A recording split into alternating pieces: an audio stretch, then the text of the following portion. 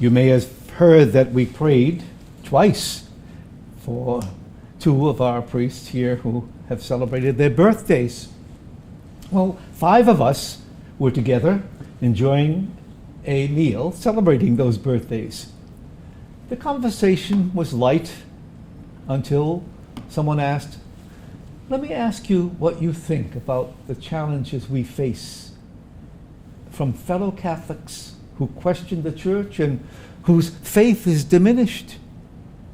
He commented that, increasingly he has been encountering some tough questions and comments from prominent Catholics about the Church, its teachings, leaders.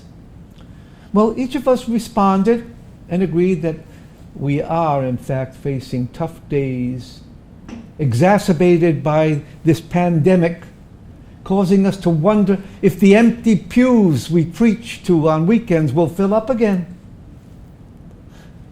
There are pockets of believers who remain strong, but the diminished practice is a challenge.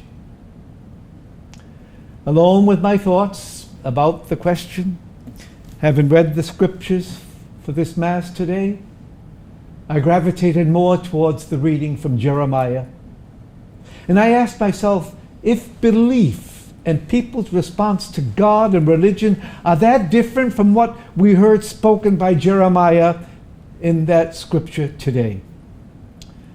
Jeremiah painted a hurtful and sad picture of how his contemporaries responded to God when God asked them, "Listen to me, follow my advice.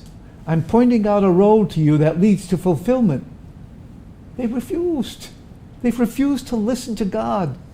They turned their backs on him, Jeremiah said. And when he called out to them, they didn't even answer him. Their response really, I think, had to have felt like a nail through the heart of God. And his final words today, you heard them. Faithfulness has disappeared. The word itself is banished from their speech.